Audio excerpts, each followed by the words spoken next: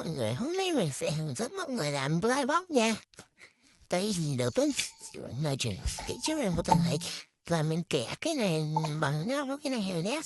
Sẽ kẻ thêm một thứ nữa ở đây. Mình sẽ dán vào đây nha.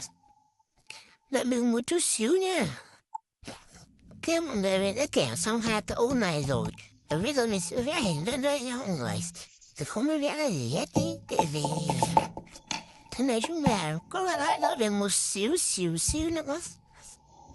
Thì các bạn thích vẽ cái gì này thì các bạn vẽ nha. Bây giờ mình sẽ tạm dừng lại một xíu để mình vẽ nha.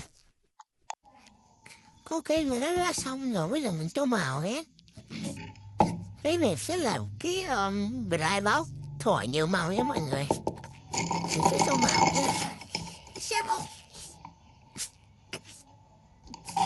Đây mình sẽ tô cái màu hồng hồng cho cốt đèn nha.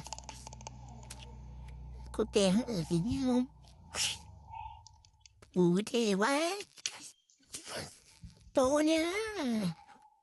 Bạn tô thì mình sẽ không có tận dụng đấy. Thì rất phòng mình ổn đấy mọi người. Không có người ấy. Con trò nó rất là đẹp. Em của mình đang ngồi trong phòng đó mọi người. Trong phòng mình hiện tại là có hai em nữa. Một em đang đừng cắt mình ấy. Một em nè. Cái là mình dễ chứ nha.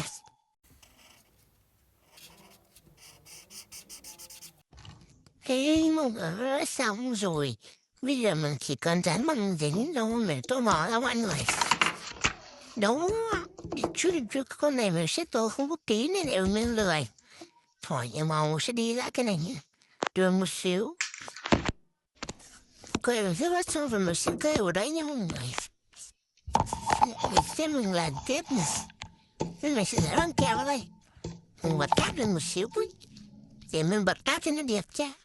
Ok, mình đã bật áo lên rồi. Mình sẽ dẫn băng dính nha mọi người. Video này sẽ rất là dài.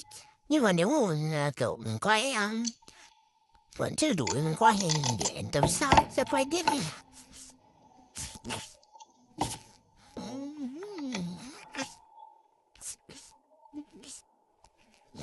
Không có nói gì nữa.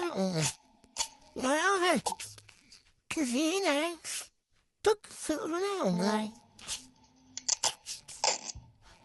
Lúc cả một xíu trong phòng mình hơi ổn.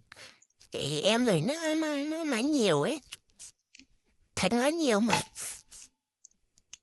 Nó còn xịt nữa ấy. Thông cảm đó mọi người. Chả sẽ cái bao tiếng này của mình.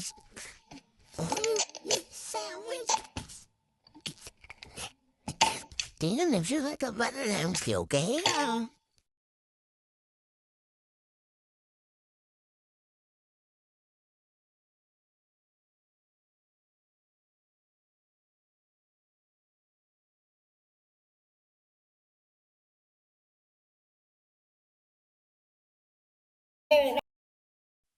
ok mọi người thì đây mình đã gắn xong rồi nha. Thổi nhiều màu ấy mọi người. Thì cái này là cánh trẻ em từ 0 đến 3 tuổi ấy mọi người ạ. Đây mình đây là của mình đã vẽ cái màu ấy. Kiểu như là mình mới vẽ nhân vật nên là mình chỉ vẽ một màu như vậy thôi. Màu kiểu màu da là secret đấy mọi người. Secret đấy. Đây nhìn rõ không? Mình một xíu nha. Nhìn rõ không vậy?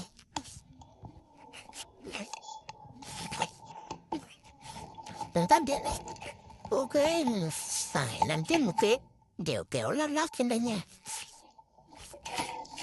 Bây giờ mình sẽ tiến hành lại nhé.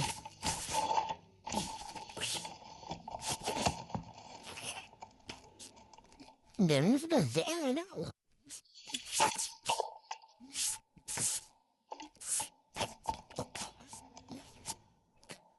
Không biết là để ở đâu. Vần quá. Này. Ok, này sẽ ra đây. Đừng mình thấu đấy, giấu đi, giấu nhé.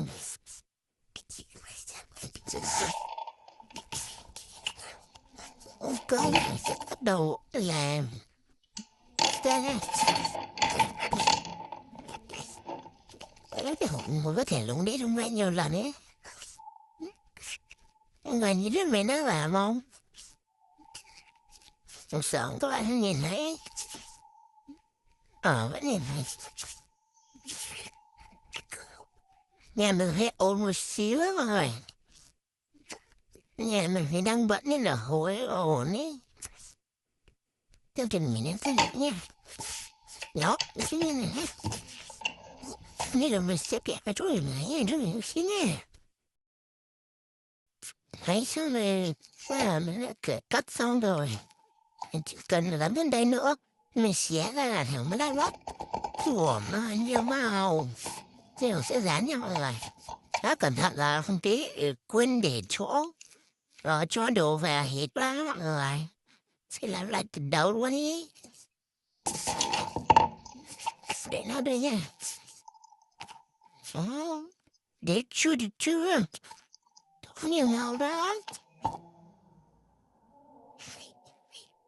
Này là chế thì mày không có bất chấp ai nha mọi người. Còn lại cũng có mắt giống như baby tree. Nước giống mắt lẻ đầy đủ mắt luôn. Dần thích là cái mắt người thích thì mắt xuất khiến mắt ấy. Thế là mày phải làm như thế. Chưa nhiều người thích. Dần bé.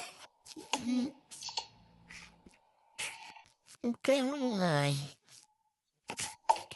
Mình sẽ gắn vào đó nha. Nếu đăng ký là follow kênh của mình. Mình có một kênh TikTok và một kênh YouTube nha mọi người. Đúng. Thì mình đăng sau lên TikTok thì mình sẽ lấy video lại này và mình đăng lên YouTube nha mọi người. Đây là xem. Ai không có TikTok đó thì vào xem trên YouTube. Đó. Thế mọi người nhé, thì sau mình sẽ cho các bạn xem video là mình upload ngày bye bye.